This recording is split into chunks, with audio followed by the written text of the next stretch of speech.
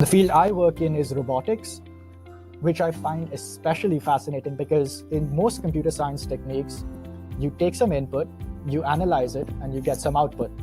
Robotics is interesting because you can take some input, you can analyze it, and you can change it. You can change the environment. You can make modifications to the actual real world you're living in. And I found that extremely fascinating. The impact that these systems can have on our day-to-day life was extremely fascinating for me. So that's my research area.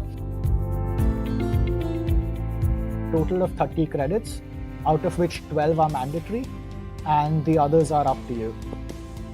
When we talk about students in this integrated master's and PhD program, you have to take 6 of these core courses, not 4, you have to take 6.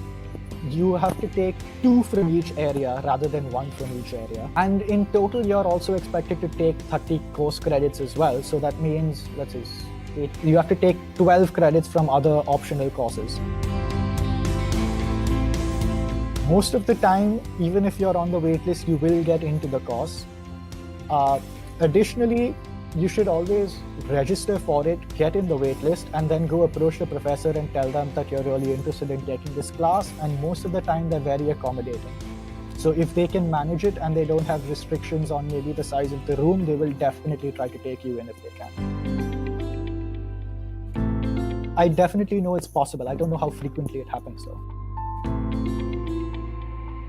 In the computer science department, courses are divided into 3 distinct areas of AI, systems, and theory. As the name says, the theory courses are extremely theory intensive. You will almost never have a project related to a theory class.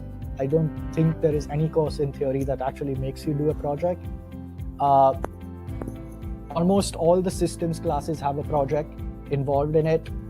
Half of the AI classes have a project involved in it.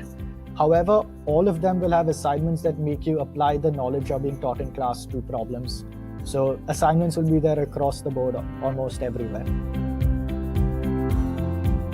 There's this concept that I was unfamiliar with until I came here, which is office hours. So essentially the instructor and the teaching assistants will set up 1 hour every week, and they're just there to solve your doubts.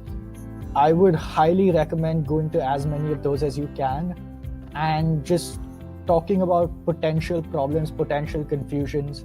If nothing else, even if you don't have that many questions, other students often have very interesting insights that you can learn from.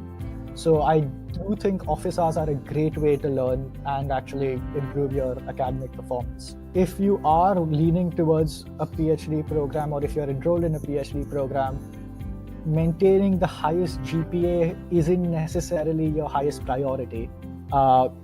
In our program, we're actually very highly encouraged to get moving on our research. There are a few things I would very highly recommend. I found myself lacking in my knowledge of statistics and probabilities. I think that is definitely something I overlooked before I came here, and I spent quite some time catching up on it. I do think if you start on that beforehand, it would be very beneficial, especially if you're going into AI and machine learning. Most of the time, you just need to have the ability to be able to adapt and Google your problems. So programming languages are not as much as of an issue as I think most people would worry about. I do think that a background in statistics is very helpful. One thing I also felt I lacked before I came here, and maybe still do, is the ability to analyze the text in a paper, in a research paper. So understanding how to read them, understanding what point they are trying to make, and understanding potential fallbacks or improvements in that is, I think, something I did not have before I came here.